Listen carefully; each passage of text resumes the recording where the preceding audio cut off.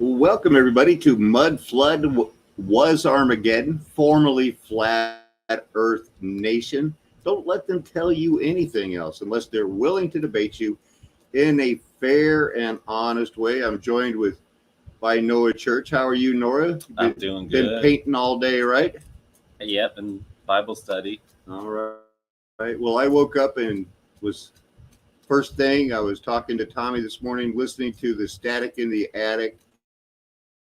And it did seem like I didn't know where he was going with it. So, I'm not angry with anybody. I do think that, as you'll see, we're going to play the Static in the Attic video. It's only 10 minutes. I thought he was kind of harsh on UAP and a little bit dismissive of a lot of good things that I think, because, if I'm hearing it right, he's not seeing any Tartarian thing, and that the Tartarian movement was kind of a mistake. So let's just see what tabs we have up, see where we lead to. We'll be back in the chat room shortly to anything you guys want to add to the situation. The first thing I had here is that this is Fort Jefferson, and it has 16 million bricks, composed of over 16 million bricks. And it's a star fort, baby. And at this time, there were bricks, but, it's also capped with masonry, and there's other, they had ports, they had canals. And this is just one. They say it's the largest one in the Americas, and it's out on an island. So that would entail a lot of difficulty too. There's an older picture of it. The reason I'm showing all these bricks is because the article that Static uses, let's see, there's a little bit alerting iffy. The FDA may make a move to fully authorize the vaccine. We're going to get to that too. What's up, guys? Static in the Attic. The name of it is How 5 Peeps Easily Make 10,000 Bricks in Weeks. Like that's a lot. It's like, wow, just one family can make 10,000 bricks. But it takes 16 million to make one of these. And although this is the largest fort in the Americas, it's certainly not the largest brick structure in the world. And we haven't even gotten into, moving the big monoliths, megaliths, the big stones. So, here's a picture of what it says is just your average house in India or Egypt. Yeah, it was Egypt back in 1900s. I mean, there were resets. There were things going on. So this was from a channel where, they have all kinds of Star Fort videos from everybody. My old channel. And Static in the Attic is in here too because, well, there's one. Mud floods, comets, volcanoes. There was and is something going on. We're not making this up. This isn't just, we didn't imagine Tartaria being on the old maps. It's really there. So 1 Kings 5. When Hiram received Solomon's message, it starts in 1 Kings 5, verse 7. He rejoiced greatly. Blessed be the Lord this day. He has given David a wise son over his people. So this is him. I have received your message. I will do your desire regarding the cedar, cypress, timber, haul logs from Lebanon. And they were going to do it. But and Solomon paid a lot of money for it. But let's look at what Then King Solomon conscripted a labor force of 30,000 men. 30,000 men from all Israel. And he sent them to Lebanon in monthly shifts of 10,000. And it was 1 month on and 2 months off because they were there. He had 70,000 porters, 80,000 stonecutters. The Bible should be making more sense to you every day as you read it more and more. This wasn't including the 3,300 foremen who supervised the work. And the king commanded them, please pay attention to this, to quarry large, costly stones, to lay the foundation of the temple with dressed stones. So Solomon's and Hiram's builders, along with the Gebalites, quarried the stone, prepared the timber and stone for the construction of the temple. And we can, we can see that, oh, just like Static's going to go see two women working on big blocks, or they can make blocks and bricks, I guess. But there's a big difference between somebody making some bricks at 10,000 every 2 weeks. That would be over 60 years to make 16 million. And these, you can always move and balance a rock on a pebble, but getting it there, carving it, and everything else. Now let's look at this verse. 1 Kings chapter 6, verse 7. When the house was built, it was built with stone prepared at the quarry, so that neither hammer nor axe nor any tool of iron was heard in the house while it was being built. I think I have that whole chapter, or that.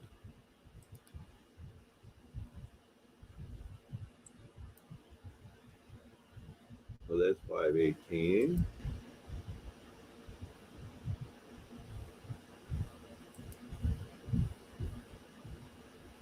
I don't think we have a good connection, no. So hopefully it's not skipping too much. It seems like it's lagging a little bit. I did a video on the Great Wall of India at one time, and was fascinated to find out that they didn't use, stone like the Great Wall of China. They mostly planted a thorn hedge, and you had to pay with salt, if my memory serves me correctly. Let's see if we're back on that one.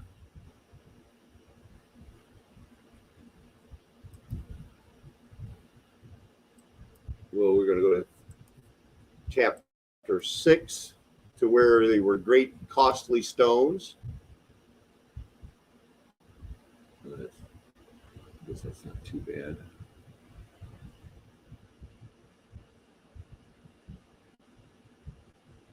And I really think it's time we look at, how did they build? I mean, these were big houses of beams, planks of cedar. The inner sanctuary, he prepared in the innermost part of the house to set there the Ark of the Covenant. 20 cubits long, 20 cubits wide, 20 cubits high, and he overlaid it with pure gold. These are the people that I want you to understand how they built it. No sound. They had nails that they were using. And still after the reset, we had, we were using wooden nails. There was something going on. The Jesuits were involved. Edward Bernays covered it up for everybody. There were resets. So what was this girl talking about? I saved it here for a reason, I think. In just a matter of weeks, not months, our Marcus Moore leads us off from a COVID hot zone in Louisiana. Tonight, the warning signs the worst of the summer surge is yet to come. An alarming new projection from the CDC shows the number of COVID patients. Well, you get enough of that all day. So let's just check in, see if we have any questions here before we check in. So here you're going to get Static in the Attic versus UAP. Can definitely chalk this up to videos that I never thought I would have to make, but I will be polite. I won't be rude about it. I can't blame anybody for not knowing something, but I am going to, if you guys were here with me personally, I would give you some tough love to encourage you to think a little bit. So anybody that's going to stick with the Tartaria or anything except what Static's new ideas are, you need tough love. That's not me. Boy, people, you guys wouldn't take that from me. This happens all the time on job sites, and it's not me being malicious or, truly mean in any way whatsoever. It's just making light of a situation, joking around, saying, hey man, you need to either smarten up or buck up. So over the next couple days, I'm going to release, right now I can think of 4 short videos that have easy explanations. That's all there is to it. Some obvious, some not. But this one will be how to make thousands of bricks easily by hand, lifting multi-ton stones easily, one guy, one old man. That one definitely. Now, I think he talks about that, but I'm not sure he gets to it. I want to get this thing where it's better. So it's going to let it load here for a second.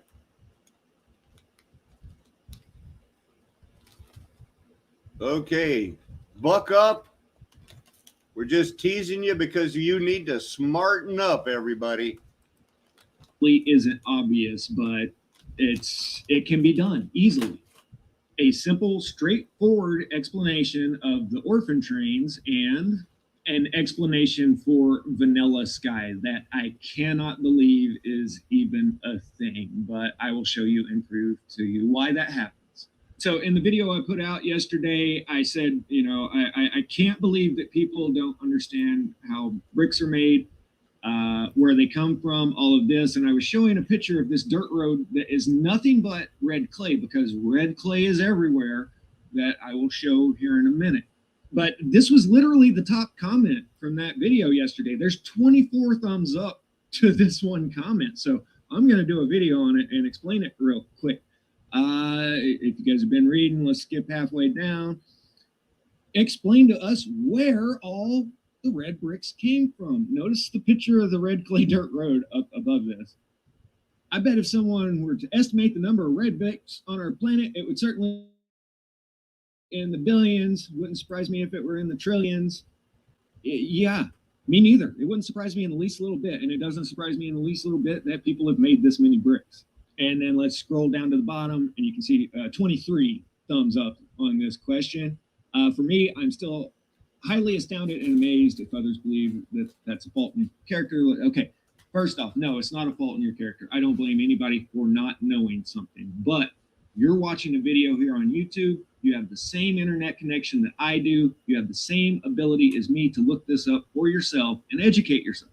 Now, I personally have a great respect for my ancestors that came before me and built all of these magnificent structures that are still standing after who knows how long. Those were that's not magnificent respect for his ancestors that built all these structures. Now, everything in the Bible is always about people moving into cities that they didn't build. And Noah, you're a Bible student. What the Hebrews in Egypt weren't. I mean, they were a massive nation, and they were all making bricks. This world is made of brick and masonry, and it was done in kit buildings. As you could tell, when we'll find that scripture, when Solomon ordered a building, he got it 3 years later. And he ordered a lot of buildings. This was how they built in kits. It's how they milled the lumber, set up all the kit towns back in the day. They had a god of fortresses. Okay, well, let's hear Static now. It's not your fault if you don't know anything, but now that you have heard this and you've got the same internet connection, you don't need to believe in the vanilla skies or anything. Amazing feats of engineering and architecture that they accomplished. And what I've been trying to explain to everybody is mankind has been much more advanced than the mainstream gives them credit for, and especially YouTube gives them credit for, because according to YouTube, nobody could do anything unless they had bulldozers and electricity. And you guys are flat out wrong. And I am really tired of this tiptoe around everybody's feelings and we all have equal voices. No, you have someone that is intelligent and articulate has much more of a voice than someone who doesn't know anything and can't express themselves well. That's the difference between most channels, getting a bunch of subscribers and other channels not getting subscribers. How do you read that? What channels are getting subscribers? The one that do or don't?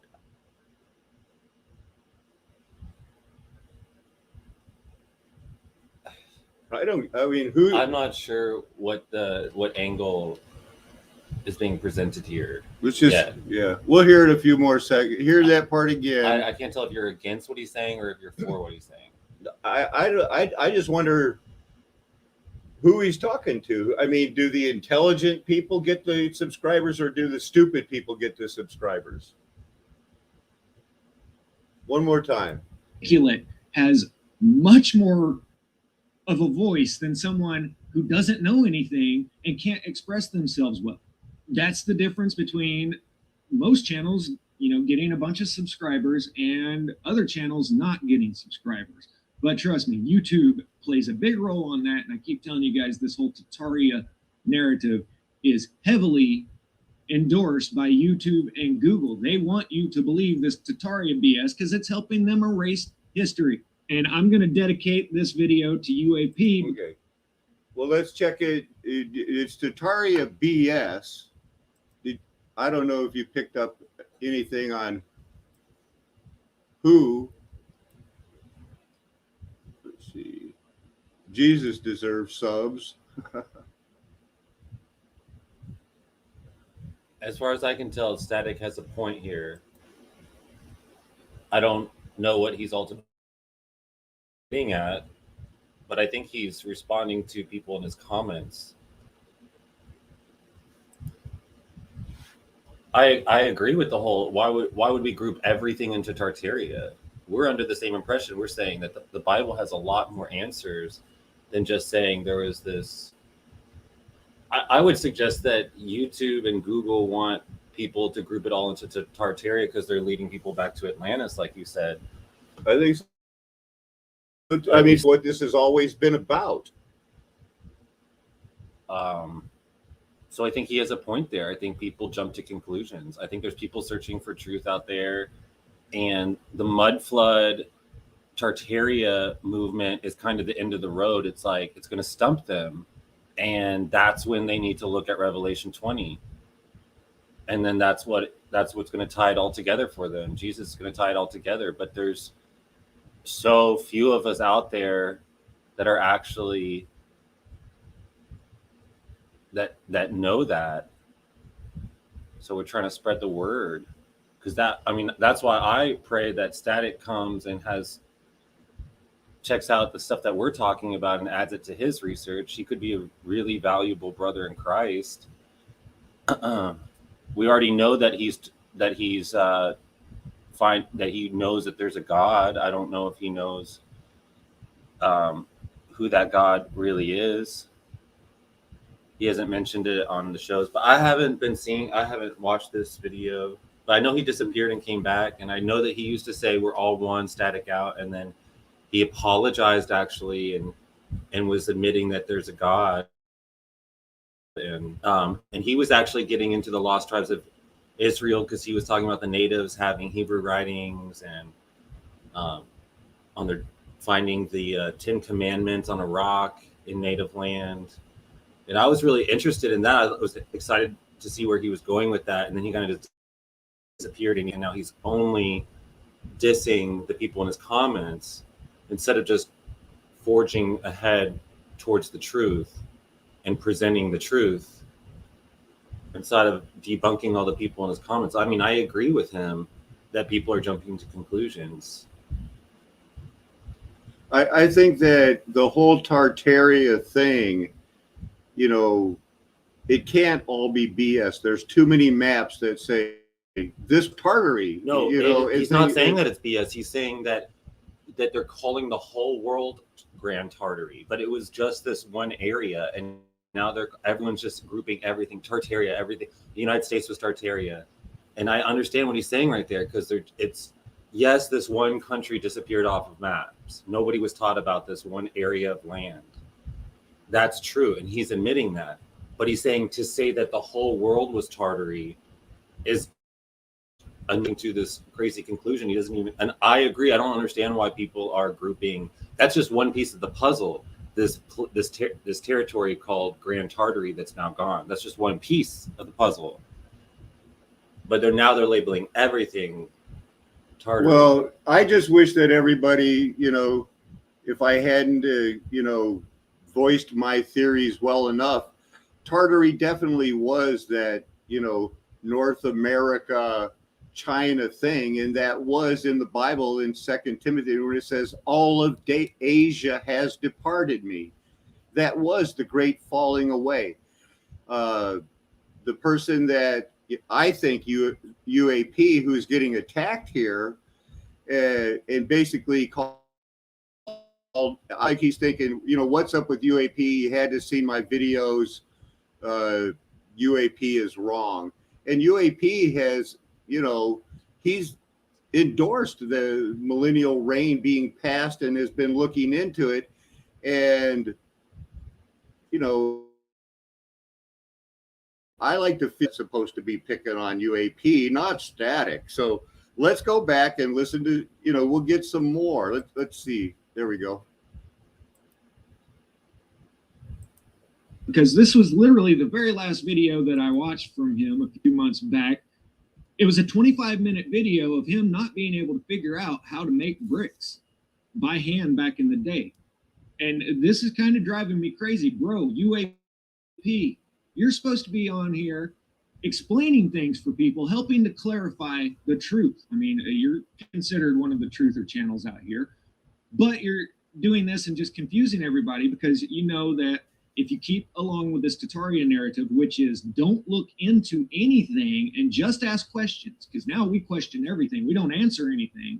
We just question things. So, bro, if you or any of the other channels out there need help figuring out how these ancient structures were built, I can do a lot to help you out. staticintheattic1984@gmail.com. We'll do a show together. We'll explain how all this stuff is done. Now, no, I can't explain Puma Punku and things like that, but guys, we're talking about very basic, simple construction techniques here. Now, I was glad to see that the 7 replies to the original question. Most people know how to make bricks, but let's just be thorough here. Because according to people like Tim here, the bricks are the smoking gun that nobody could have possibly done this without electricity and all this. And guys, people have been a lot more advanced than you're giving credit for a very long time. But he references this video from the Townsends, and I love it. Just out of curiosity, how were they more advanced if they didn't have that ancient technology, and rising up the metal doesn't really produce electricity like some of the people are proving that it does right now?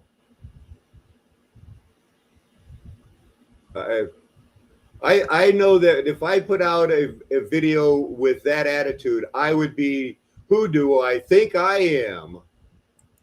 This channel, these guys are great, but this is their first try ever at making bricks. When you're trying something for the first time, you're not going to be nearly as efficient as somebody that does it all of the time. So let's jump over to India, to where they've been making bricks by hand for thousands of years exactly the same way.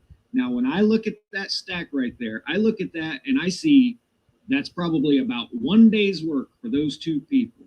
In the whole video, which I'll leave the link to down in the description box, I counted about 6 people out here total. Sometimes I blow over things really quickly. Let me slow down. That is 1 day's work maximum. Okay. Now you just say you think that's about 1 day's work. Could be a morning's work. But whatever it is, it's 61 years because you say they make 10,000 bricks in 2 weeks. That'd be 61 years to make one star fort. And these bricks have swastikas on them. I think this is an old company that makes religious bricks for modern temple restructure. 1 day for all those bricks. And here's the process. You take some raw clay, and they're busting it up into chunks. Then you add water and you make your clay dough. Not Play-Doh, clay dough. Then you take a little form and you take your... You can see it's got the swastika there in the middle. That's the old family. That's probably their old family logo. Play-Doh, you pack it down into that box, and you plop out a brick. And then you let the brick sit out in the sun and sun dry hard enough to where that you can move them. Now look at the quantity of bricks that these 5 or 6 people all have out here getting ready to go into the kiln. They say that this process took about 2 weeks. Once they've sun dried a little bit and are hard enough that you can actually move them around, then you take and move them into the kiln. Now, that wall on the left is a solid brick wall. This is the actual kiln. It's a big hole in the ground. And notice that tired little horse pulling all those, tired little donkey, whatever that scrawny thing is, pulling around all these bricks. You guys really need to look into draft horses if you have any problem with them moving the big blocks with horsepower, because to this day, draft horses are out there pulling 25,000 pounds on skids, not even on wheels, on skids. Here's another look at the kiln, and notice that the way they stack them, they have the vertical slits going down through there for the airflow to travel in between all of the bricks. They're stacking all these in a very specific way with holes on top for the fire, and that's how this is accomplished. Once all the bricks are down in the kiln, they cover the whole thing with a layer of sand. They take some coal, and then the specific way of stacking the bricks, they have these pots over the holes there so that they can raise the top off. They can pour more charcoal down in there, more anthrax coal to keep the fire going. And then if you'll notice the little tunnel to the right there, well, that's leading off to the chimney. So they've got this raging fire going down underneath the sand inside of the bricks, and then the hot air travels through the tunnel, up and out the chimney. So are the people that, were practicing the Coswork channels, they were trying to make bricks, were they supposed to make a big chimney like this? Because that looks like it would have been pretty hard to do too back in the day. After all of the bricks have baked for the required amount of time, then they tear that temporary wall down. They start removing all the sand, and there you go. You got finished baked bricks. And this is just a crew of like 5 or 6 guys. I saw one girl in there. This is just a handful of people, and that looks like about probably 10,000 bricks that they made in that one batch. 2 weeks, 10,000 bricks. Now just imagine any bustling city in industrial America that is growing. People need jobs. They are importing millions of people for indentured servitude or slavery. Trust me, there was no shortage of labor anywhere in early America. For example, when the British attacked Long Island, the Battle of Long Island, the first attack of the English on the Americans during the War of Independence, they took 3,000 prisoners from New York and held them on ships. So they were able to hold 3,000 prisoners and still wage a war on both sides. Americans still had enough people. The British had plenty of people, and these guys were just sitting out on ships. So there was no shortage of people. If 5 or 6 people can make 10,000 bricks in a couple of weeks, then a city with 10 to 100 to a million, 10 to 100,000 people in it. Guys, this is not any extraordinary feat whatsoever. It's people just working and doing a job. It's that simple. Was it hard for early Americans to find red clay dirt? No. Florida, Virginia, Tennessee, New York, especially out west. There's red clay everywhere, guys. So brick making, not hard. And is just another example of people making mountains out of molehills. And if you're a creator and you can't figure out how bricks are made, then you might want to, I don't know, team up with somebody else. You might need somebody backing up your research. That's all I can say. Static out. All right, I guess we're not going to find out about the doors that get turned on a pebble or anything like that. I think he just got a little worked up there.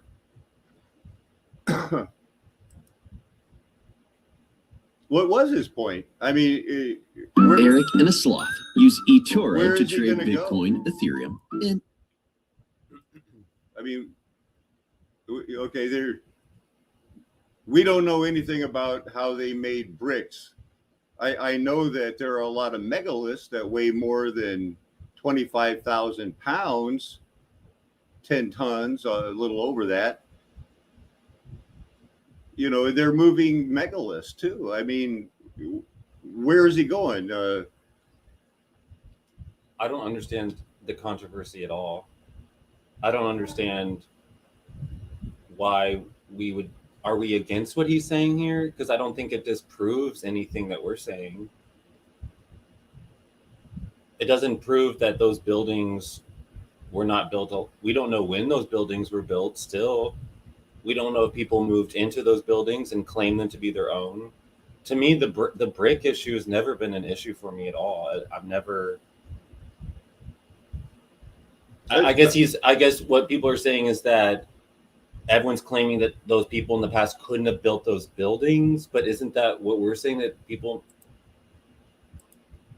they could build them, but they didn't necessarily build them, someone else built them? There's a stream if anybody wants to come on and verbalize what's going on. We could go back and look at his previous video. I mean, he didn't really explain. I didn't ever, and I don't remember people saying Tartaria was all over the world. I know that where they said Tartaria was. What do you mean by this? Is this people were saying it was in the United States, and you said that too. It was in the United States. Tartary? Yeah, I think it shows it on the map. I have never seen a map of that.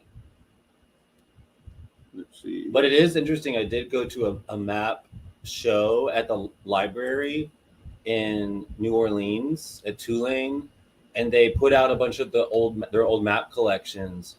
And I was really into the Mudfloods at that time, and we were actually throwing a ball about. I was trying to bring Tartary and the Mudflood and the hidden histories to people's minds. So we threw a ball about it. And I went there with some people, and we saw it on these maps that Tartary was on all of their maps. And the people I was with were like, whoa, this isn't just something you see on the internet. This is actually these old maps that we're looking at that have Tartary and all these little depictions of castle lands and little kingdoms and things like that. But Tartary being in the United States, I've never seen that. But it's just from whatever time that Tartary was happening, other things were happening in the world. Who knows what else they took off the maps? We saw maps of California being an island or whatever, like being set off. I even asked the scholar, I was like, why is California an island here? And then he had some crazy story about how they mapped it wrong. And I was thinking, this map is so specific here, and there's definitely something going. There's definitely something going on. Yeah, I'd like, if you want to come on, is that Joey? If you want to come on and say how are they straw man arguments, because I know that Mercury also said they're straw man arguments because no creators have a concrete definition of what Tartaria is. What's hard to figure out about what it was? It's a country that they didn't want us to know existed, that ended not that recently. probably in World War I. So, there's something going on. Yeah, and I think Static agrees. I think that he's just pointing out that a lot of people in the truth community are making these grandiose statements. And we know that too. People are going in the wrong direction. We've been so abused our whole life with all of these lies, and people start waking up to them and they don't even know what to believe anymore. They're just like wild speculations. Like maybe every single photograph is completely made up and history started, nothing happened before I was born, or like, Atlantis was there, or we're just living in a simulation of a space alien playing a computer game in his mom's basement. People don't even know anymore because we've just been lied to so much. So we're like fishing for people, reeling them back to Jesus and saying, actually does tell us what's going on. And that's where I hope Static is going with his expose of criticizing his criticizers. I hope he's going to. Now, I don't remember UAP or him even showing anybody ever attacking Static in the Attic about, is that what we're going to, they have it going into India here. I remember when I first heard about Tartary, I looked for it on Wikipedia and it wasn't on Wikipedia at the time. A few months later, I checked and it was there. And so I can testify 100% that happened to me during this awakening to Tartary. So they're definitely hiding something. And then when it was revealed, they're trying to change the narrative.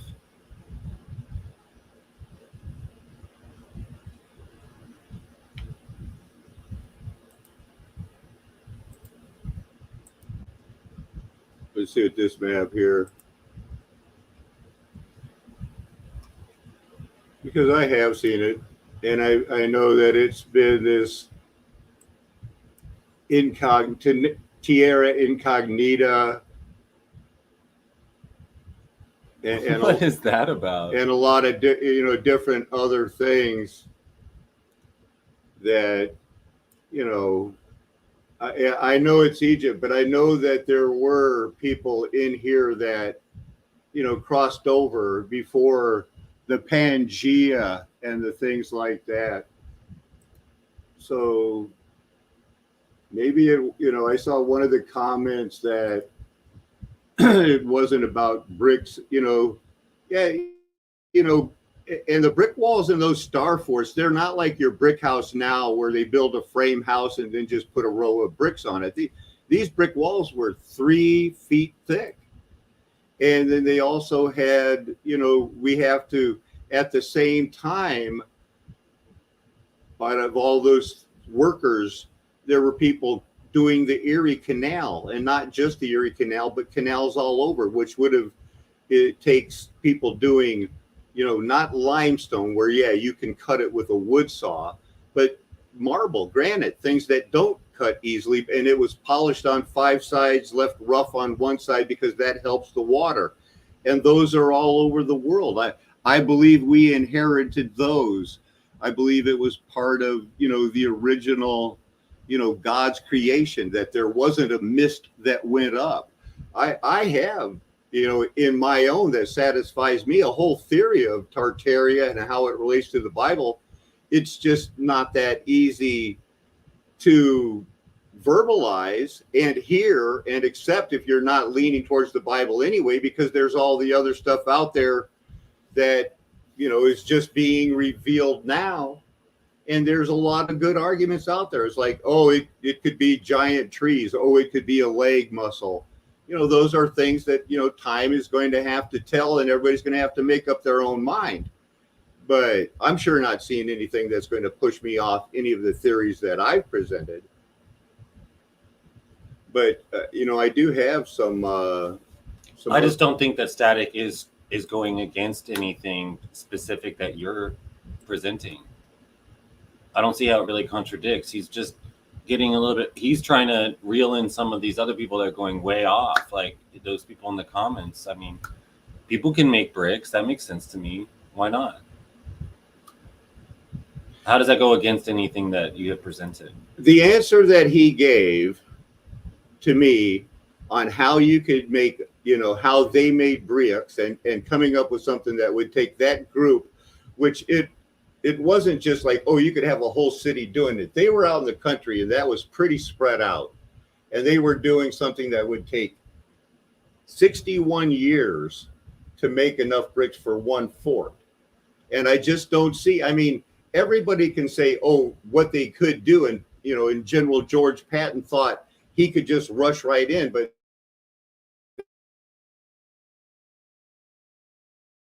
within the logistics, how do you move them further and further all around the world? Were they making bricks just for that area? Was it, just one company, or was there going to be constant building stages or just repairs? We need to go back over the Bible. The controversy is just, when were those buildings built? I have no idea what his somebody controversy is with UAP, or why he even brought UAP into it. I don't know either. I don't know what the conflict is here, if there is any. Well, there's obviously something that I see that you don't, and UAP probably sees some sort of a wow, what did I say type of a moment too, because in case we don't see it the same, which we obviously don't, I thought that Static was very condescending to people that weren't ready to just say, okay, wow, tell us what Tartary is, but he never got to it. Maybe he's getting to it. It just takes a while. I mean, I hope so. I think he's just commenting on the commenters right now. Hopefully he's going somewhere with this. And hopefully it's leading him towards the Bible.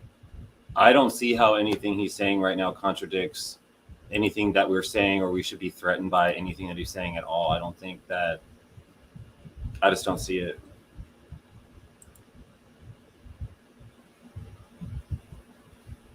Do you think that the way I described them building and how they were preparing the stones is as easy as Static made it sound like? Just, hey, anybody could do it if you just had the right instruction and the right guy, the intelligent people to tell you guys how to do it. The Bible made it seem like it was hard getting, 30,000 men, working in shifts, 70,000 laborers, 80,000 stone cutters in the hill country. I mean, is it easy or is it hard? That's what I'd like to ask Static, because the Bible tells me it's hard, not easy, and that it's a big deal, and that when they were using the Hebrews as slaves, it was because, hey, free bricks.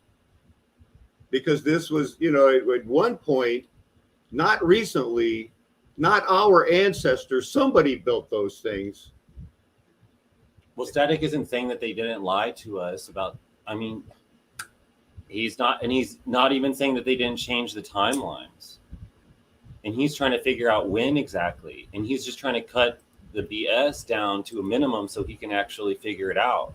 Because all of these wild speculations are going on all over the place. He's trying to narrow it down. I think he's very talented at researching, and I hope that Jesus uses him. Everybody agrees with that sentiment, Noah, but I think that's Gerald Drum Dojo. He said it's really easy, and that it just should be so clear to us now. And that if we don't do it, we can email him. Maybe he can do a show with UAP and Bro. And if you can't see it, even the process you just showed us doesn't look that easy to me. Becca called Tartaria a one world civilization. Let's see. Shucksville says, we all look at those buildings and immediately think, no way, with just horse and wagon. No way. Without a sound of a hammer being built, the Bible teaches that you ordered your buildings, they prepared it in the quarry, and it came perfectly fit like Legos, that you could slide it together where, wow, you can't fit a a piece of paper in between the cracks. There, we know how they built that. That's my message. I guess that's the thing. It's like until Static says what he's actually talking about, I don't really have anything to say to him. I don't have anything. I don't even think it's worth my time to even talk about, because he's not saying anything. He's not presenting a new theory. He's just talking about people in his comments. We know that they're lying to us. We know that they've changed history around. We know that they lie about history. And it's really hard to understand what parts they lied about by using their history to figure it out. But we have the Bible to help us figure it out. And so I don't know if he's just going to spend all his time trying to debunk people in his comments, or if he'll turn towards the Bible. Let's see.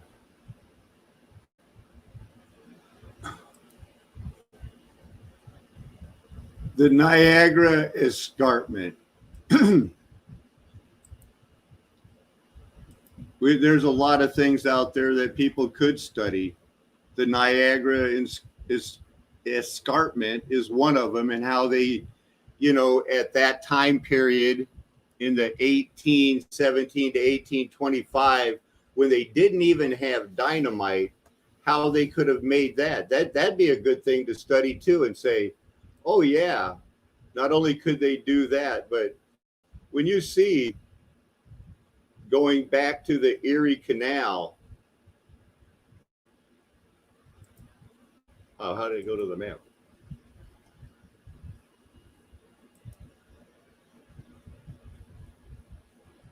It's a better theory that this was cleaned out than they had this, the 30,000 stone cutters to make that Temple of Solomon, because this is a lot more marble, cut a lot harder. And then when they couldn't line it, they just cut the last 30 miles, blowing it up with black powder. There were aqueducts like this over it, just like there were in Rome. 1800s. This is when, I will duel you with my pistol that, fires one time.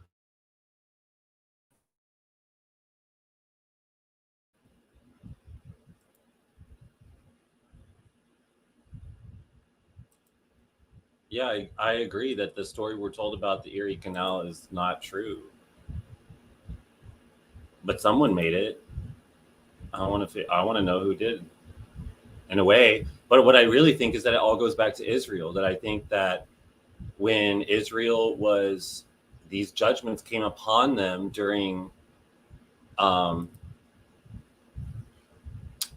the bowls of wrath and Armageddon, that people moved in and took advantage of their plights and started claiming stuff and making new history up over it.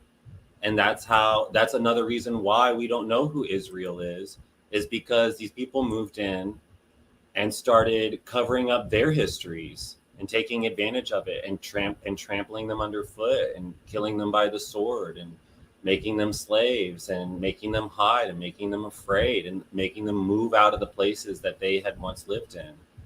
Like those in the Indian lands. Just like Jesus said. We came here and we took it and built the canal on these reservations. But I think one thing that we can all agree on, and I hope Static is agreeing on it, is that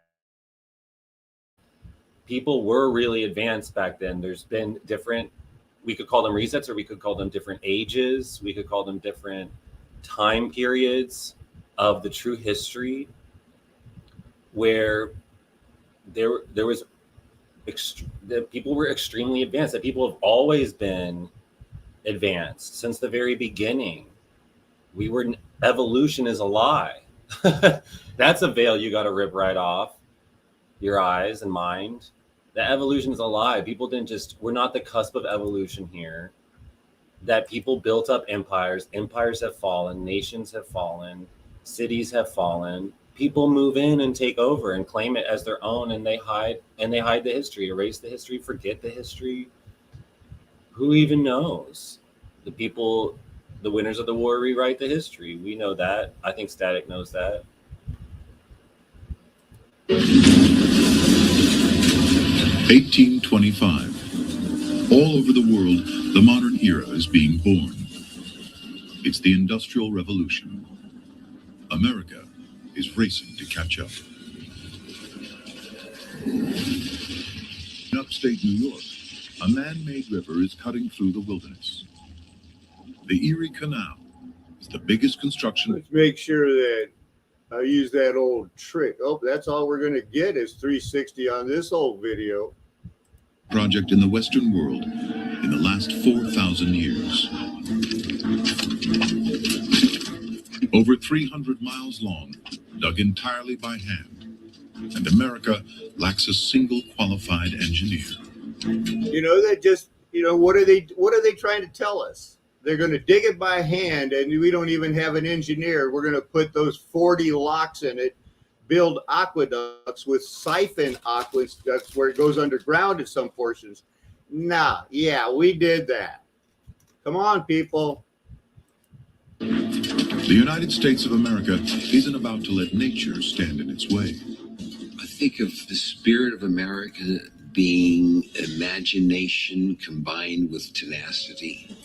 There's a strong work ethic, the wonderful freedom of creation combined.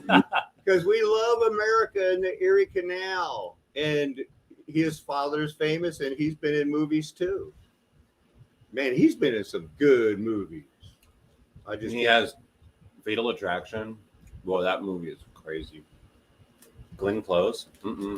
Oh my goodness, yeah, they killed a rabbit. Glenn a little with too the close. mental, muscle, physical labor. So to me, it represents the best of the human spirit. But the land doesn't always cooperate. A wall of solid limestone, 60 feet high. Is that what they're saying? Just 30 miles from the finish line, Lake Erie. The canal will change everything, linking the Atlantic Ocean to the whole middle of America. It changes where people live and why, and turns the North into a global economic powerhouse. The man behind the canal is New York's gung-ho governor, DeWitt Clinton. Born to wealth, he won't take no for an answer. He wants to be president. Instead, he runs New York for 20 years. America was blessed with many inspirational leaders, and I think DeWitt Clinton had a... What? These guys, once they're famous, you can't keep them off the air. real sense of how important New York could be for America.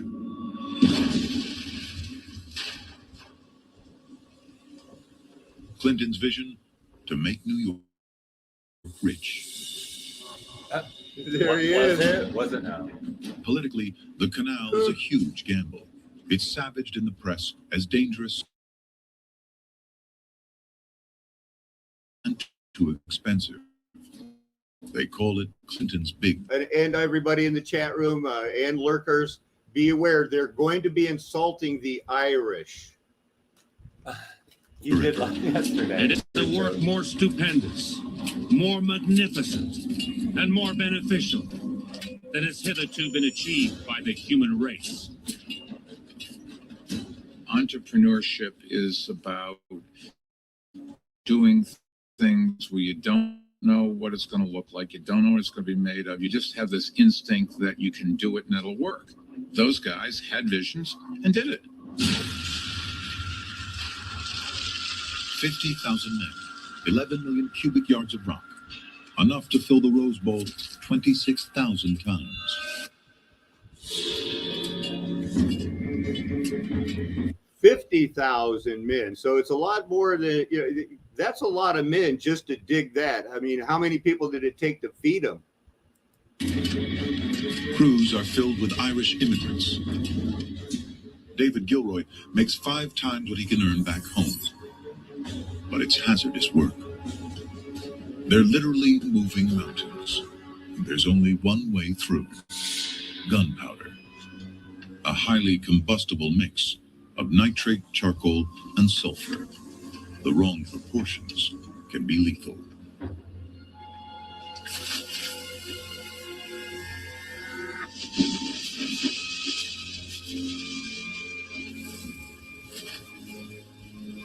There's only one job that's more dangerous than lighting the fuse. Going back to relight it.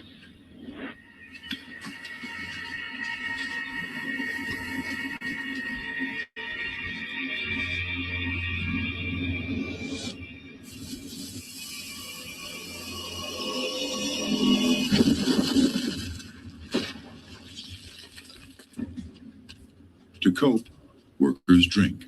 Whiskey calms the nerves and clouds the brain. An English tourist can't believe they're mixing alcohol and explosives. The Irish labourers grew so reckless of life that at the signal for blasting, they were just told their shovels over their heads.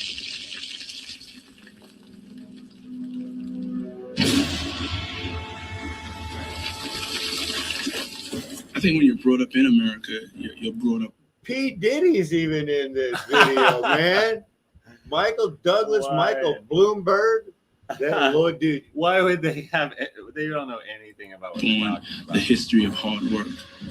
There's so many immigrants that have died to build this country. That's in our bloodstream. That's in our DNA as Americans. We don't want their lives to go in vain. Because of that, we usually work harder than anybody else. Go America.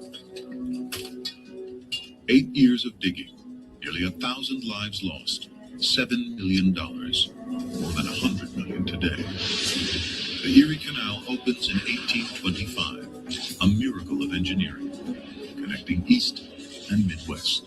It's an instant economic superhighway. And they don't show any of the aqueducts. What do we got here? Oh, this is for later. League of Nations. How's that going? This got blocked. I'm just trying to, when you got to clear it up, I had a song from Soul Asylum. So I'm unblocking this.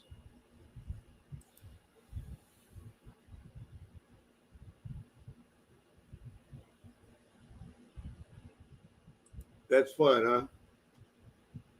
See those guys? They were drunk and they put that black powder out there and they just put their shovel over their head because they, doggone it, they were making 5 times as much money at $1 a day as they could make in Ireland at the time. And if P. Diddy says it's because America knows how to work, he ought to know. Because we know Beyonce builds the best canals. Beyonce. Isn't that right? I guess P. Diddy would know. I'd have to ask. I mean, I think Jay-Z's married to her. We'll have to ask him. Oh, okay, got the wrong guy. Yeah. But we can all agree, you pay for the Diddy, you don't get him free. Every word. I just think there's been some resets, there's some Tartaria stuff, man. We've got to take it serious. The Bible teaches that, we live, that's the way life was, man. The way we had it figured out in the millennial reign. And of course, I've known, talked to Static on the phone since 2016. And he knows that, he knows what I think, and I know what he thinks. But I'm not sure where he's going to go with this. And I don't know why he drug UAP into it. I mean, UAP, I haven't had a chance. We've been busy the last couple of weeks. I haven't caught up with any of those old videos and stuff like that. But anyway,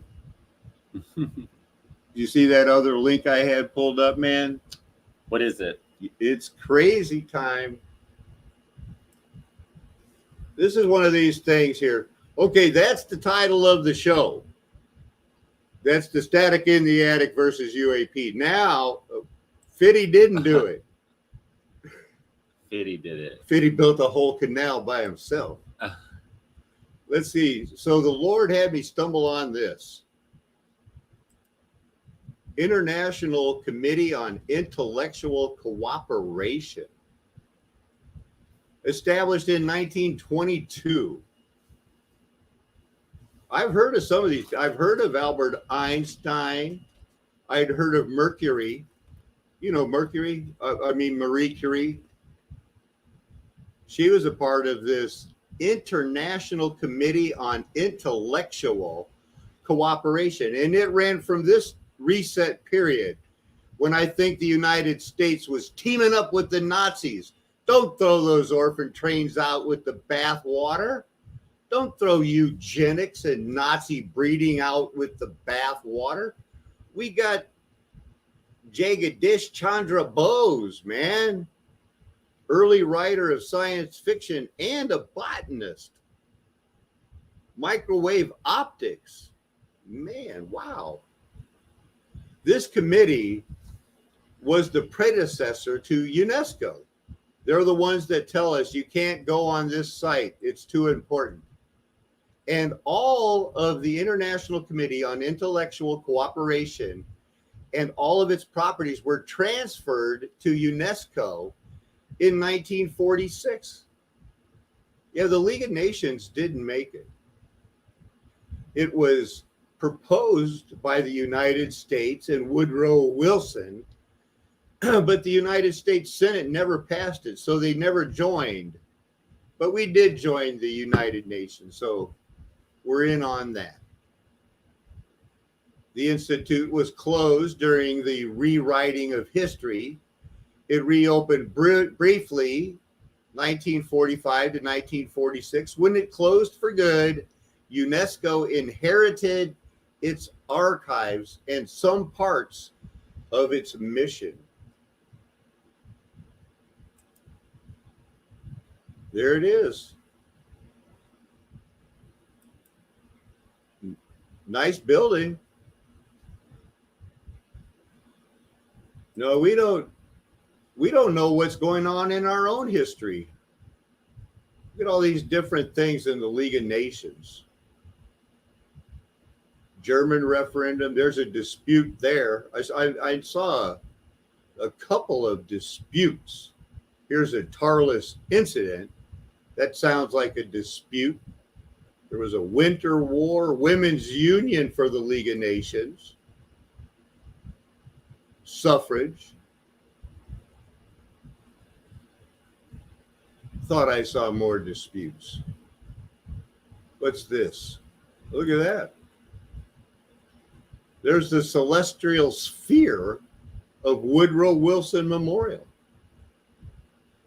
They still got fans.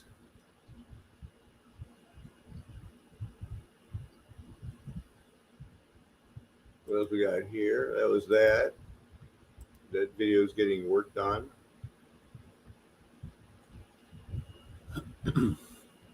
Well, these buildings, what they say the buildings were for or are for and what the buildings look like don't match up.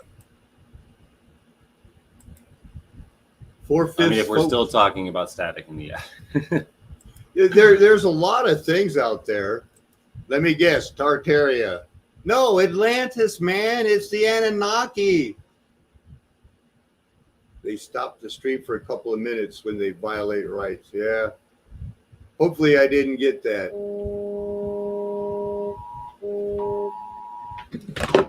We're getting an alert. A blue alert for Joshua, Corpus Christi.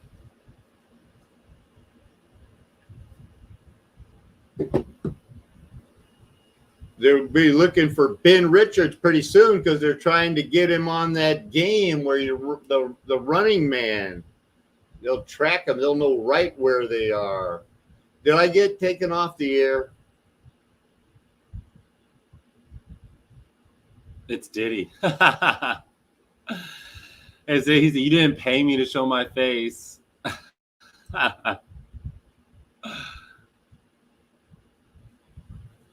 Oh, well.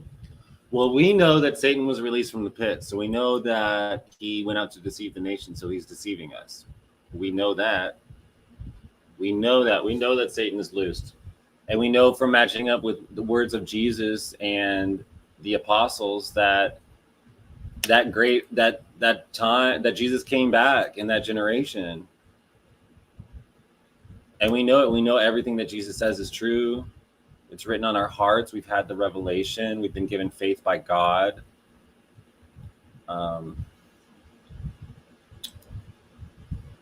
My theory right now is like, I'm just saying that Satan could have been released as soon as World War One. I mean, as soon as that the photography and radios and motion pictures and television all appeared on the scene, that Satan had his hands all over that. And he's the prince of the power of the air. And there's such tools for deception. Because they manipulate your imagination, your sense of reality, how you perceive things. And I always liken it to that, just like that old wizard, that old sorcerer holding the magic lantern, casting shadows up on the wall, like tricking the children into thinking the shadows are what's real. You know, it's still kind of one of the oldest forms of sorcery are these motion pictures, light being shown from a screen, from a source, and then showing you shadow images up on a wall, which I would say are these screens that we're dealing with today. I just can't get over it. Every time you see a movie that has to do with cowboys and Indians, or anytime you see a historical narrative movie, you think subconsciously that must have been exactly what it was like. That must be so realistic. And you're not even thinking of that consciously. It just sticks it in your mind, like, boop, there you go. The world was probably like that. And you don't even think about it. You just assume that that's what the world was. All of these medieval dark age movies, the dark ages, people running around with British accents, riding on horses. You know, like, I don't even know all of them. The Robin Hood movies, the Braveheart movies. I mean, come on, those are movies. Even the movie with Charlton Heston, The 10 Commandments. I mean, greetings. All of the Jesus movies are deceiving as to our perceptions of what it was. I bet people read the Bible and they actually imagine the characters from the movies they've seen in their head. That's how evil that's how imagination can be used against us. Let's take a side trip. Let's watch one of Captain Plato's Cave. Yep. UAP's videos and see, because this one looks like it has something to do with the 1,000-year destruction of art. That sounds pretty interesting. This is UAP. We're going to take a quick look at this destruction of images. This is something I think that goes along with possibly covering up a millennial reign if it has occurred. Have a look. The Mary and Michael Jaharis, curator for Byzantine art in the Department of Medieval Art in the Cloisters at the Metropolitan Museum of Art, become part of the important core of the emerging Islamic world, and what ideas go forward and what changes in the process. So today we have some very distinguished speakers. The first of our speakers is on the destruction of images, which is a topic that Robert Schick, a research fellow at the American Center of Oriental Research in Amman, Jordan, is particularly able to speak on brilliantly, because he has been involved in the excavation and study of this material for decades, and took me on a wonderful tour of the sites when I first went to Jordan, asking for these loans for this exhibition. So I cannot imagine anyone who will know more or be more useful to you in trying to understand these issues. He has spent many years in Jerusalem. He has taught at universities all over the world, and is just a very, very exciting scholar. So I hope you'll help me welcome Professor Schick.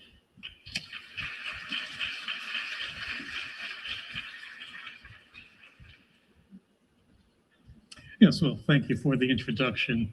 Well, for my presentation this afternoon, I want to present the puzzling questions involved with attempting to understand what's going on with so many churches in the modern area, modern day Israel, Palestine, Jordan, where at some point, more or less in the 8th century, people choose to deliberately destroy the images of people, animals in the mosaic floors that are in just dozens and dozens and dozens of churches around in the area. Now, I wish I understood what's going on, but I don't really, because there are so many oddities of this, what's involved with this episode of deliberate destruction of the image, of which you see one spectacular example in this first photograph, where there had at one point been a person shown, but has been artistically altered and turned into a lovely plant. So this is a case of disguising an original image in a way that is being done artistically. Well, there are then dozens of examples of especially churches with mosaic floors filled with images that have this deliberate scrambling of cubes of the mosaic floor. Someone comes around, lifts the cubes out, scrambles them up and puts them back in place in a way that's done carefully enough that you can sort of see what the original image was, but the in some way offensive image has been scrambled up enough that it's no longer bothering anybody. So then here you can see there are 4 people lined up there, and you can still sort of detect the outlines of the figures there. Well, so there's basic questions that I wish I would be able to answer, but I'll try to present what the problems are. Just what is this damage, destruction that's going on, and what's the area in which this damage occurs, and who did it, when did it happen, and why? They're all open questions that have multiple answers conceivable, but I can't really definitively say I can answer any of these questions or explain just what's involved here. Well, so then in general, most cases you have scrambling up of the mosaic cubes of the complete figures here at one of the churches at the site of Asas in Jordan, where you have the head and most of the upper body of the image that's in the floor. You have the cubes taken out, scrambled up, and put back in place. This is a typical example of what goes on in most of the cases of these dozens of mosaic floors in the area. And it's not just people, you have animals as well. In this case, this at one point had been a bird put in as an attractive design where the bird had once been. So it's not just human beings, it's all sorts of animals, birds, fish, lions, bears, sheep, goats, whatever. So it's every sort of living being in these mosaic floors get deliberately damaged or destroyed, or the cubes scrambled up. Any thoughts off the top of your head on why are they doing that, Noah? Why are they making mosaics? Why are they destroying the mosaics? The thought off the top of my head is they try to destroy everything from the past. I wonder if maybe there was something about the millennial reign in there. Yeah, let's see what I want to see if UAP gives any commentary. Iconoclasm, this phase of deliberate destruction in these churches in the area of Israel, Palestine, Jordan is not really iconoclasm. That's not an appropriate word to use here. It's the destruction of images in general. And now then other cases where you have an image removed, and in this case, you can't tell what the original image was. They've taken the cubes of the image away and just patched it with larger sized, different plain white mosaic cubes. Whose So job you was can't that? tell what was originally there, but you know there had to have been an image there I hope because they it's, got it's paid not well. just Some animal that accidental wasn't supposed damage, to it's be very there. deliberately focused where an image of an I wonder who animal did it. would Whose once job was it to have fill in been. those with bigger ones? And so then other examples where the Artists damage needed is more not talent done required as that. carefully Artists or needed. as artistically as in some of the earlier examples that we saw.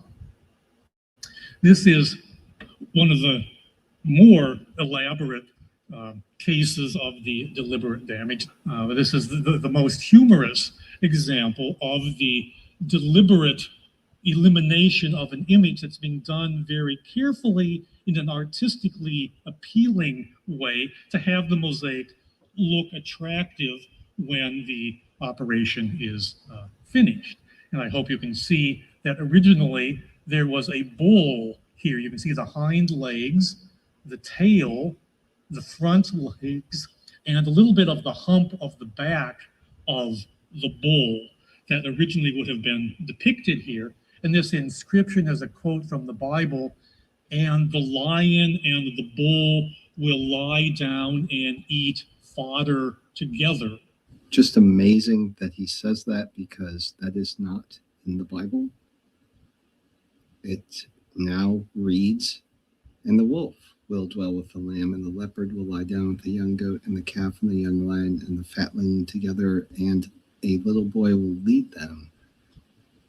And the cow and the bear will graze, their young will graze. Their young will lie down together, and the lion will eat straw with the ox. I looked up a bull with a lion, and there is an ancient text. Wait, look how presumptuous this The only is. The one that I could kingdom will really be a find period that- of peace on earth. Even the animals will be at peace. Not so. Everything is so presumptuous, you guys. They're mixing these verses. They're getting it confused. Oh, no wonder everyone's so confused.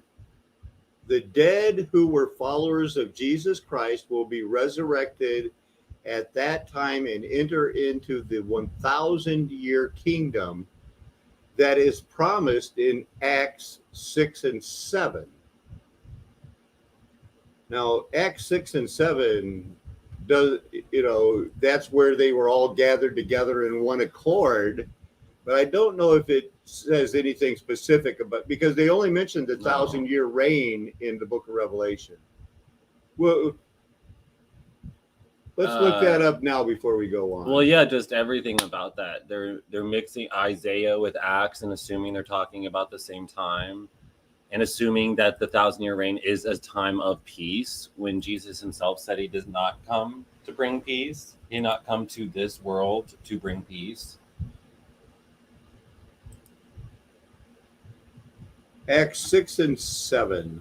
So when they had come together, they asked him, Lord, will you at this time restore the kingdom to Israel? He said to them, it is not for you to know the times or season that the Father has fixed by his own authority. But, I wanted to read the next part.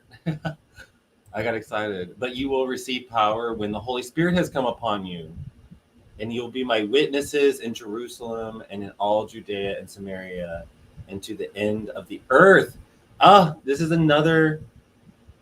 just more evidence. Powerful. You're going to be my witness to the end of the earth. You're going to spread it to the ends of the earth. When I give you the Holy Spirit. And the Holy Spirit's going to give you that discernment. Ooh. So we got two votes for that's a wonderful verse. We're just not seeing it talk about the 1,000-year reign.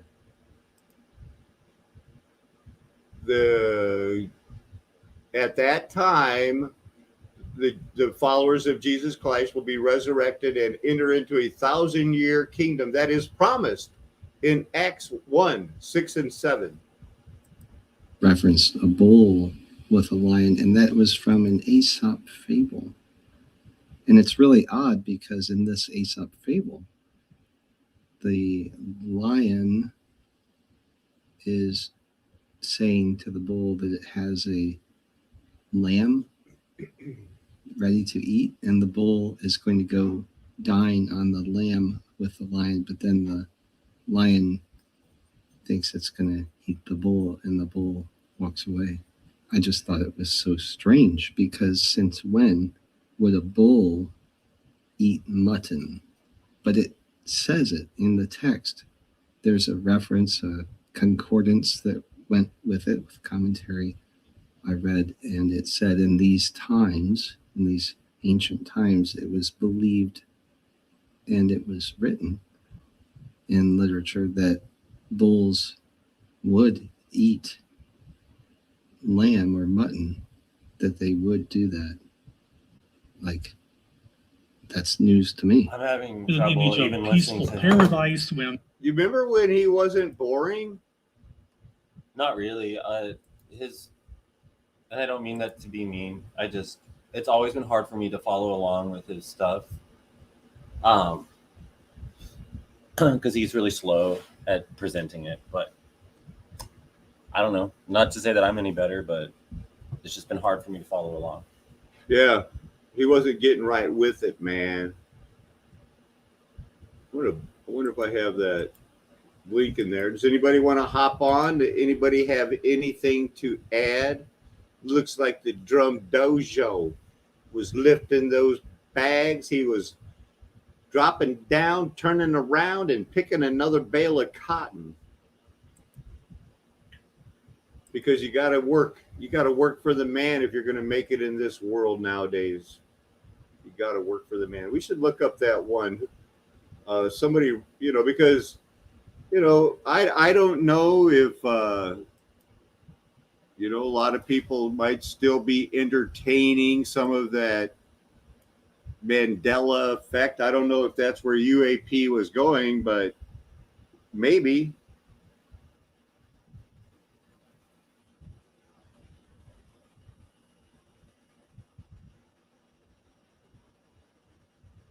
Let's see. So I know somebody was mentioning Enter the a Stars. Casey Brown video. It actually kind of ties into what we were just talking about. It was Tom Giberson, who is our brother that's been fellowshipping with us. And it was this one today, 6 hours ago.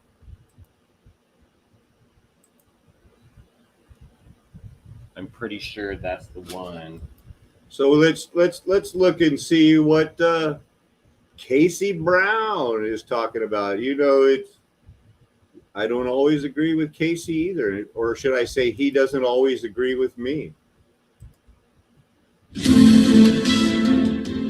the Static just put on video. Well, we should check it out. 9 minutes ago.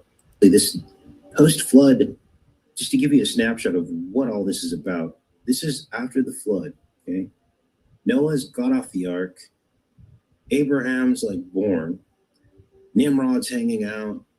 All this stuff is going on. This is just before Nimrod. He was ruling. This is not scripture. This is not Bible. Whatever he's reading here, this is not in the Bible. What is it? I don't know. It's one of those apocryphal books. Earth, right? All the earth was under his control, according to Joshua here. Oh, it's the book of And all the earth was Jasher. one tongue and one union. And here's where the plot thickens. All the princes of Nimrod, a great men took counsel. Phut, Mizraim, Cush, and Canaan. These are all Ham's sons. Interesting, right? Ham's sons. Canaan was cursed, remember? With their family. Come, let us build ourselves a city, and in it a strong tower, its top reaching into heaven. We will make ourselves famed, so that we may reign upon the whole world in the order that the evil of our enemies may cease from us. Okay, That we may reign mightily. We'll jump ahead some and see. But I don't need the book of Jasher. From Wyoming, the Devil's Postpile, Mammoth. There's all these sites around the earth that appear to look like tree trunks, basically hexagonal. They call columnar basalt, and they're like cut off, and they're perfectly arrayed in these shapes. Okay, perfect geometric patterns. They're all packed together that look like some kind of ancient crystalline tree stump. Okay, and If you say so, Casey, that looks like a tree stump. so I'm wondering if they were like building one of these, and this is what really the Tower of Babel was. It says, and if the brick should fall from their hands and get broken, they would all weep over it. But if a man fell, then none of them would look at him. So all they cared about was building this tower of these bricks. And the Lord knew their thoughts, and it came to pass in their building, they cast the arrows toward the heavens. So what were these arrows? These could have been like missiles. And think about this for a second, you guys. Yeah, and that's why I don't listen to Casey Brown anymore. Let's look up that one. Static in the Attic has just put out a new video. Let's make sure that we're still sharing there. Static in the Attic's new video.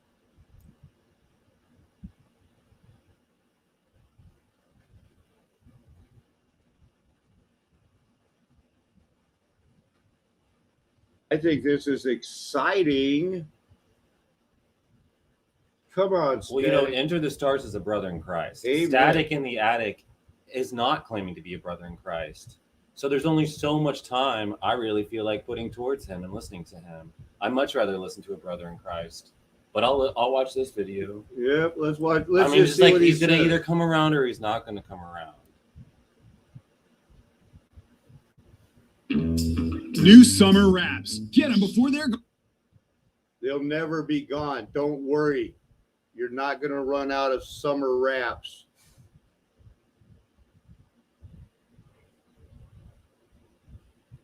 This old guy right here built all of that by himself using nothing but primitive tools.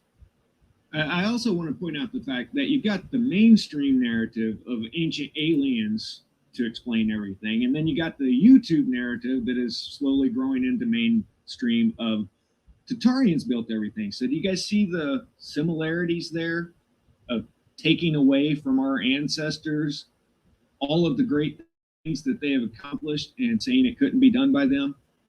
Because that's what this whole idea is promoting. So Wally Wallington here, that's really his name. That's not necessarily built true, this, Static. It's about when did it happen. did some thinking, and Go ahead, Noah. It's about, that's not, see, he's assuming that so everyone's thinking about it. No, it's about when did these things happen, who actually built them, who took over them, who's claiming that they built them, and it's all about the timelines. That's what we're trying to figure out. I guess I'm just in this mood. I just feel, I see everyone around me always being presumptuous. Everyone's being so presumptuous.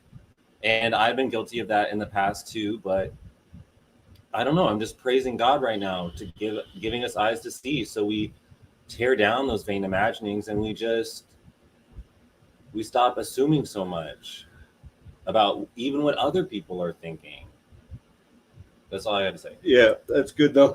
guy's pretty smart. He came up with this. He realized that if you've got a square block that is 12 inches from corner to corner, and you take a half circle and you make half of that radius the same distance, 12 inches from point to point over the radius, then this happens. About moving rocks. That's a 300-pound block. This is a 1,600-pound block. Not too difficult. He's a retired construction worker whose passion is moving heavy items. His feats always draw a crowd, mostly family. I thought he's crazy. Who cares? This video that he's mirroring here, if they showed it, this has got to be 7-8 years old.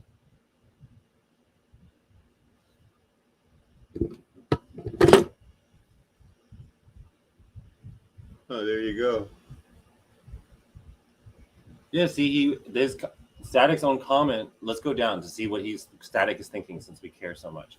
When I started this channel 2 years ago, I thought I was helping a truth community find out the truth about past catastrophes, resets in the timeline.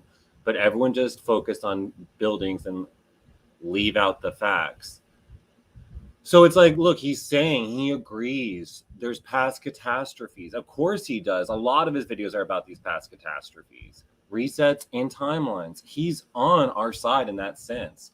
He is giving a good critique on where this Tartaria movement is going. And we would agree, right, that it's going away from Jesus. We're trying to bring it back to Jesus. I'm praying that Static is taking it to Jesus too, I hope, or at least, or maybe God's working in him and doing it himself before he realizes it. But that's ultimate. But he's making some good points. I mean, I think it's really interesting to see this video where this guy's moving heavy blocks. I think that's really cool. I mean, it's been erased. If everyone knew how to do that, then it's still been erased and deceived by Satan, and it's been commercialized to this place where we have to tear apart God's creation to make things nowadays with gasoline and heavy machinery and all of this electricity that's burning up coal and it. About moving blocks around, but then when you look at the magnitude of the weights that he's moving around, it is really impressive. He's not using any equipment or anything. In playing with blocks, Wally thinks he's discovered how Stonehenge was moved. This is my first Stonehenge arch I permanently put in place. It's 3 blocks, they weigh over a ton each. It's all based on a very simple technique. I found a simple explanation for this. To move a block about the weight of a minivan would be to place a stone underneath it. And once I balance on it, I can spin it. Of course, with that spin, you've seen I didn't go anywhere. But I got 2 handles on my lever, and I could place another stone on this side. Now, every time I spin a half rotation on each stone, I move the block horizontally, the distance between the stones. On my own output, I could move a 1-ton block 300 feet per hour. Using this technique, he's moved everything from 1-ton blocks to buildings. So one guy all by himself with some levers and some stones under the block can move a 1-ton block the length of a football field in an hour. Now, as far as the rolling of the stones here, if you were to set this at a little bit of an incline to where your wagons are coming in with the blocks, and it's a little bit downhill all the way down to the building site, all you have to do is get off, shove the stone, and it's going to roll right down to where you want it. Then he gets curious and decides to scale it up to see what all he can do. And he moves the whole barn by himself. He said that they ended up moving the barn 300 yards. So that covers moving things. What about lifting them up? Well, check this out. Very simple, but it's genius in its simplicity. I've tried to do this without any mechanical machinery at all. I've used mostly sticks and stones for my equipment. No pulleys, no hoists, no metal levers. Just try to use gravity too, I believe is my favorite tool. The first goal is getting this block 3 feet off the ground. In order to move it up to this point, I just rock the block back and forth, adding weight to that end, and that opens a gap on this side, and just slide a board in. Then I add the weight to that end, there she goes, and slide a board in on this end. Now he's doing this by himself, but if you have a few people with you, then you have 3 or 4 people up on top that just walk back and forth. It's a seesaw, a teeter-totter. That's probably where we get the whole idea of the teeter-totters from, only now it's a kid's toy instead of what the original purpose of it was for. But if you have 4 people up there, they just walk to one side, you add a shim. You walk to the other side, you add a shim. You go up an inch every 15, 20 seconds. Here's how it's supposed to work. The first thing I'm going to do here is release this temporary shoring I have set. And come over here, release some of my counterweights, and that's going to put the entire weight of the block on this rope. So then I'm going to release the rope, come back in, and the rope's going to be my brake. I'm going to guide it into the pit. The easiest way I can explain this is this is just a big teeter-totter, and I got the big kid on that end, and he's going to go down, and this end's going up. You ready? Yes.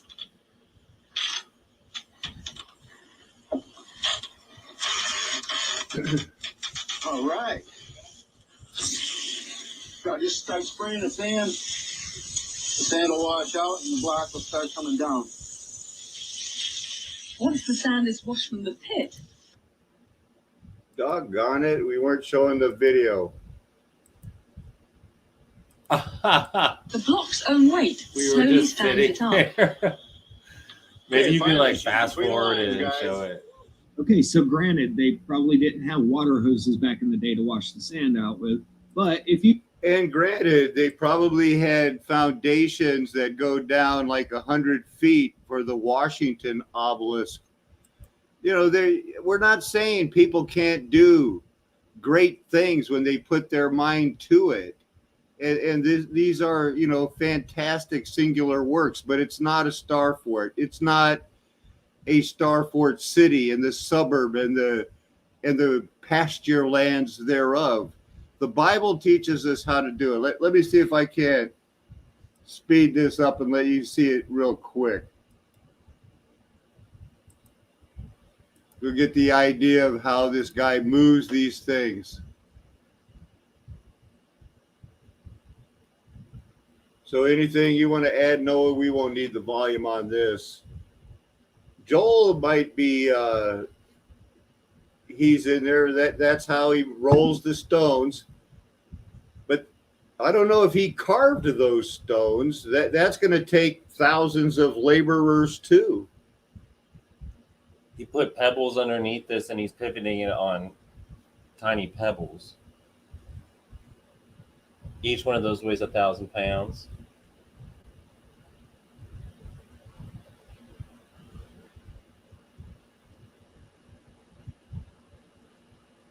You go down to the hardware store and say, I would like it by 1,000-pound block. Or it looks like he might have poured those out of concrete.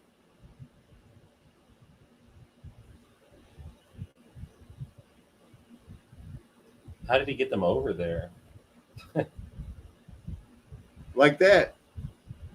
Oh, yeah. That's how you stay young. There's the building. They moved a house.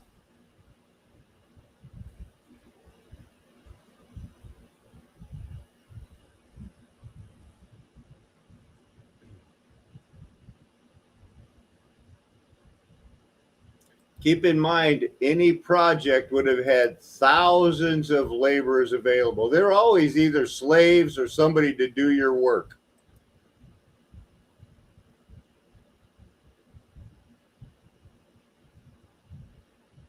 Back and forth. Put in a log, make it go up.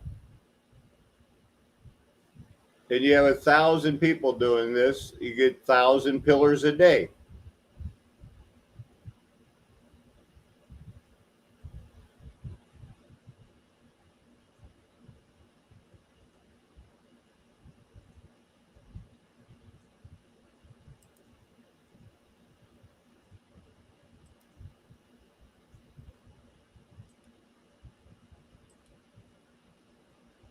Two 2,000 years ago, look in the background. What do you see? You see like a 6-story tower, and right next to that, a huge dome building. A lot of people keep thinking that advanced means that you have electricity, but as electricity isn't the end all be all of everything. And here's the deal: is I've gone through tons of metal detector channels and tons of archaeology discoveries and all this, and you never find ancient washing machines and curling irons, drills, power saws, any of this stuff. We've got the Baghdad battery showing that somebody knew the basics of electricity a long, long time ago. But that is a very rare example. And if people had electrical tools and appliances this whole time, then we'd find some of the remains of that. You know, you'd have independent whistleblowers calling channels like mine or somebody else saying, hey, I found this completely out of place artifact and I don't want to hand it over to the Smithsonian. So there you have it. This is very simplistic but genius technology to where you can roll stones on down through there like they're nothing, like rolling a watermelon. That news crew filmed him at the beginning of his project, and here's where it's at now. He has raised multi-ton stones He said one of these blocks weighs 19,200 pounds. But I would like to say thank you to Wooden Nichols. You guys go over to his channel and check him out. Tell him Static said hi, for coming on here and calling it how he sees it, because he looked into the World's Fairs and he looked into the building techniques and everything. He said, well, no, apparently he doesn't have any problem with them building these things, just like I don't have a problem with our ancestors building these things. Why does everybody have to keep putting it off to some mythical race of Tatarians when it was our great-great-grandparent? Now, calling them a mythical race of Tartarians seemed to be just dismissing the whole thing. I don't think he's dismissing the whole thing, honestly. He's not. Well, and look, he just showed Jesus. If He I showed explain Jesus. that, okay, He showed what? Let's talk about that. Where? Okay, where was that? This painting of Jesus, right then and there. It's like it looks like he's hinting at it. There it is. Oh. 1,000 years ago. Look in the background. The background what do you see? of a painting of Jesus. You see like a 6-story tower, showing that and in right the next to times of that, Jesus a that they were huge more dome advanced, building. not A lot of necessarily people keep having thinking electricity. that advanced means that you have electricity, but So he thinks. as electricity isn't the end all be all of everything. And I agree, it's not here's the end all be deal, all. is But the way that we're taught Jesus is like everyone's just poor beggars in the sand. Like they're so, because it's tied into this evolution idea concept that, you know, they were just not very advanced. They didn't know that much. But I like that he just showed this paintings, like these beautiful buildings in the background. That's what I see now when I read the scripture. That's what I think you're pointing out at the beginning of the scripture, is that they were building these magnificent the cities we still live in. Cities that we're still living in. Yeah. And I think it's funny because I'm like, I don't even know what the controversy is. I think he's actually proving what I'm conceptually understanding of that time period, that people could have been building all of this stuff from the very beginning of human history. And I think that's actually what he is moving towards improving. Everyone else is just doing these giant speculations, like jumping to these conclusions, coming up with theories. Yeah, they're seeing through the lies, but then they're creating these outlandish theories about it. What's some of the outlandish theories? One of the outlandish theories is that every single thing is a lie. I mean, like everything is a lie. Maybe that's not the best one. That all of history is completely not true. It was all just set up, like Truman Show-esque. Like, it's just people are coming out of this being abused their whole lives through the lies, and they don't know what to believe anymore. Another outlandish theory is simulation theory. Yeah, even though I would say that that's awesome, we're living in God's simulation, but people are taking it to this, the chances of us actually just being in a game that some artificial intelligence has created is more true than the idea that there could be a God. I think that's one outlandish theory that I come up against a lot, actually, which is very strange. That's Ray Kurzweil and the singularity. Yeah. Elon Musk propped that up a few years ago. That is outlandish. It's outlandish, and people are taking that more seriously than an ever-loving God. That this is his simulation. That reality is God's simulation. That God created it. I mean, if there's a simulation, that means, okay, then someone could have created it. Why does it have to be a space alien in their space alien mom's basement playing a video game? Why can't it be a holy, awesome, righteous God? Yeah, well, we don't think it's a game. You know, this is real life. No, that's what I'm saying. That's what people are taking these theories and going with. Yeah, but the idea, that we haven't found a toaster, I think there's something, who could we accuse of saying electricity is the be all end all? Who's that? Who was that, as some of the other people might have said, a straw man? Who are the people that think electricity is the be all end all? The people making the vortex coils? because they're just nerds that want free electricity. I mean, if we could have free electricity, because it does seem that we're paying for something that seems that they can prove should be relatively inexpensive, and you wouldn't need to do it the way they're doing it. Yeah, I agree. I think that Satan commodified everything. It's this commodification, this commercialization, this of the human experience, and making things unnecessary, creating slave labor where there doesn't even need to be slave labor, just because Satan's that evil. It's just going to create this realm where people work to make other people rich when everything is already here. And he's still doing it, commodifying the human experience through the social media apps and everything. It's like it's a commodification of our emotions. Where I think Static is going wrong, and I heard it a couple of times, was his defense that he's insulted that people don't think Americans could have built this ourselves. He's proud of our ancestors. And I think that that's something that everybody better take a step back. And if you want to talk about, let's be blunt, like, he's not, let's quit worrying about being soft. America's not the good guys. Our ancestors stole this. And that's the truth. And that's part of the cover up. And unless you're ready to go there,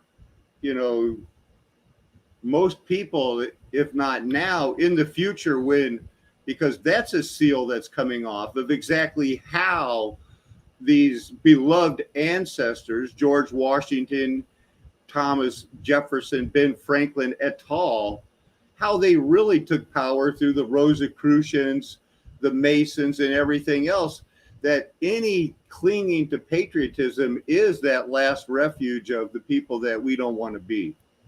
That's where I think this is going to end up.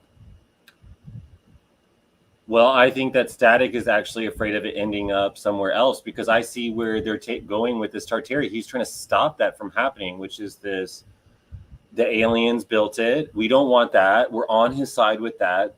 The aliens did this, all worship the aliens, or that the white man came and took over, and that and then it makes the indigenous people, the people of color, feel more like a victim, and that's the program. They're programming with the BLM to get everyone to hate America. He's trying to say, like, no, there are some good things about this place that have been infiltrated, but you see that's Satan's propaganda, going to like hate this place entirely, tear it down, and meanwhile, the BLM movement and the indigenous Indian movement are still, and as long as they're just going to hate all of this and they're going to hate white men, they're never going to figure out who true Israel is. They're not going to figure out who Jesus is. So I actually commend Static for presenting this information and being thorough about it and nitpicking it and coming for the people in the comments, because it's not that he's coming for us personally right here on this channel and this fellowship. He's just taking care of some of these loose ends back here on his channel and the comments. And I totally 100% agree. A lot of the people searching for truth, they come to Mudflood Tartaria, and that's like their dead end. They don't know where to go next. Luckily, by the grace of God, I started searching. I wanted to know how it connected to Jesus, and I found your channel. And now look, here I am talking on it. So all glory to God with that. No, I've got I'd like to have you on, Wilhelm 5. What do you love about America? Or if you could just put it in the, succinctly in the comments. And it was the new world of the millennial reign. I'd like something, where do you get that? Well, we don't, it's like, I just pray that like everyone is like, okay, like we can disagree, we can talk about this. I don't think that Static was upset with us. I see what Wilhelm is saying, that something about America was happening during the millennial reign. And it's interesting to think about it using our Bible studies now to try to understand what that was and what God was allowing to happen. And I saw in the comments back there, there's still people that think that this millennial reign is this time of peace, and it doesn't say that Jesus ruled on earth. Well, let's stay on this topic here. But let's stay on this topic. All the it's not saying it was, is he's same saying topic. It was the new world of the millennial reign. Are we reading the same comment? Because it's not saying, he's saying, I love America. It was the new world. I was on the same topic. I was actually that was the topic I was tying together. But that seemed awful United States centric. And the rest of the world was all, the judgment was on the whole world, and the whole millennial reign ruled on this.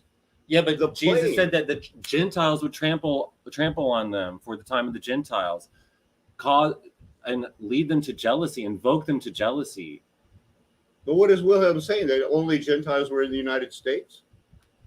I don't know exactly what he was saying, but I'm not taking offense to it. I can see where he's coming from. It's not. I understand you don't want people to have this pride, this national pride, and that's not exactly what it's about. But we can still honor the freedoms that we have, because there are countries that are totally run by communists, and they don't have the freedom of movement even that we have. There's just no way. There's other countries now that are under stricter lockdowns than us, even, luckily, because there is this clash of good and evil that's happening here that's not happening other places. They're just taking over. I mean, Australia's another lockdown. Canada, I'm hearing all these horror stories from Canada. It's almost like the United States is one of those last holdouts that this communist regime or just this satanic agenda is really, like, all eyes are on the United States. When you go travel to other parts of the world, everyone's really interested. What's happening in the United States? I want to know. Everyone's into the culture that comes out of here. Everyone's into the music that comes out of here. And it's like one of the last holdouts. And if we think that if we think United States actually was Egypt, and we think that these great lands such as Colorado could be places where Jerusalem was, then yes, by all means, all eyes are going to be on the United States. That this is a very integral part in all of this. And it doesn't mean that we're prideful over it. It just means that we're more aware of the grand story. And everybody's entitled to their opinion. I think, starting out with I love America is something that, I would say, I don't think you need your children to hear that. But everybody can have a different opinion, and we'll get a different opinion. I don't, I could go into a diatribe about the United States is the only one feeding their people poison and telling them it's okay. Other countries don't eat the food that we eat. They don't allow the fluoride. We're doing this for a reason. All eyes are on it because this is a world that's not run by people who are voting Republican or Democrat. It's run by the mafia and the people who are controlling them through corporations and contracts and all of the admiralty law and everything else that's wicked. And I do. I mean, we can pull up the scriptures, and all I want people to do is that if it's not, I didn't hear looking at a picture that where he was talking about the buildings in the background doesn't lead me to believe that Static is thinking about Jesus a lot. It doesn't. And when I see that, there are going to be people saying, Lord, Lord, I cast out demons in your name. And the Lord is still saying, depart from me, you're wretched and vile. I never knew you. I want the Bible to have more of the central place in these arguments. I think I can make them. I think I have, but it takes a while. But going towards Atlantis, is that anything, is that new? Static alludes to that. Yeah, he thinks there was a reset 700 years ago, but that's all the detail really that we've gotten, is that it wasn't any of our resets. It was that reset 700 years ago when they didn't need electricity because they just didn't need it or whatever. It wasn't a big deal. And admittedly in the first video, he said, I don't want to get into Puma Punka or Baalbek. Well, that's a big part of it too, to just say, well, that was back then, and now that there's this reset 700 years ago, and everybody that doesn't, think our ancestors built all this is wrong. I don't think our ancestors built all this. I think they cleaned it out. I think that's been proven many times. And, that's what I want to believe. And if I think, and I do think that my goodness, if I came out and used some of well, if you just can't figure it out, you've got intelligent people talking to you, maybe you need some fact checkers. If I'd get hammered for that. And you're acting like that right now. Well, see, I think so. I'm going to hammer you for it. What is it different than Static's attitude or anything else? It's not. I said this back in the beginning. He's just going on, and I said this morning. I said it sounds like he's complaining. I don't like complainers. I rather just go for the truth. I want to search for the truth. I don't think Static is on board yet. Hopefully God will use him to wake up his followers, and he will bring it back around to Jesus. That was my prayer. That's my hope. I don't even think he's worth spending this much time even talking about right now, because we're figuring out the mysteries of prophecy, and Static is worried over what the trolls in his comment section are saying. I pray that he just, comes and hangs out with us or calls me on the phone and has a conversation. I want to know where he's going with it too. But until I really know where he's going with this, I don't have much to say about it.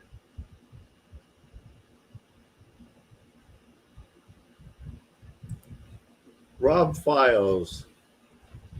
In the beginning, we talked about some verses, because the Bible teaches about the labor force involved, and it's not 5 people like in that video. Solomon's labor force included 80,000 stone cutters. Maybe that's how they built Star Forts then. Right. Using the techniques that Static showed us with 80,000 people. He's showing what they can get done with 6 people. Imagine if there was 80,000 people. That's a 1 point towards Static in the attic. But also, I'm not. And the king I'm commanded them to quarry on. large, costly stones, dressed stones. And when they built it, not a hammer was heard while it was building. So the Bible has a lot to do about construction, and telling and reminding Moses, you'll follow every instruction as it was found written in the book. So, that's what it is. And there's plenty of time. We've talked, we will talk about prophecy. That's what this whole thing has led up to. It did start with the Erie Canal and a realization of a lot of people that it doesn't make sense, that version of history in that time. And Static doesn't have it figured out how they did it. Not in any way, shape, or form is that how they made the bricks when the Hebrews were making bricks, and then they had to make them without straw, and the many different bricks that we've seen, and the factories that make them today and can't keep up with production. Things were much different. Things were happening back then. It's all going to tie in together. The Holy Spirit led me in my visions and it led me in this show as much as it did that. So I'm happy with this show. And when I'm going to talk about Static or some of those other things, that's what we're going to talk about. And it is going to matter. I did try to tie it in the Bible, and I always will, because that's what we're going for. I don't like your attitude right now, Alan.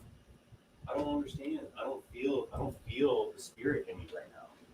I feel this defensive, this anger. I don't need it. I don't see why the upsetness. Like, why you're offended. Am I? You know what? I don't mean to be putting off and an offensive attitude.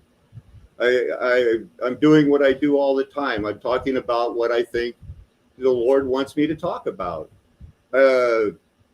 We have a difference of an opinion on UAP. If I was UAP, I would have thought that was coming out of the gate pretty harshly. And when I do it, people tell me that's coming out of the gate pretty harshly.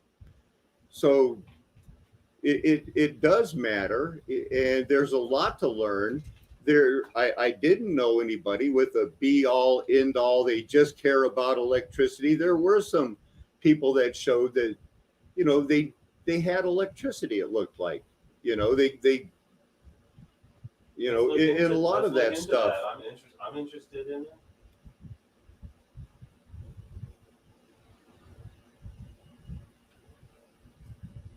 I don't think that he's debunking anything that we're talking about. We just don't see it. I just don't see that he's disproving something that we're talking about, and that it's that big of a threat that we have to be upset with him. You know what? It's only 8:00. I might come back. This is only 2 hours. Right now, I'm going to take some time and pray. And we're going to see what we come back and talk about. So in the meantime, this is Mudflood Was Armageddon, formerly Flat Earth Nation. Don't let them tell you anything else. I wouldn't do it. I'm trying to tell you the truth because I feel I have your best interest at heart. Amen. Hallelujah. Aho.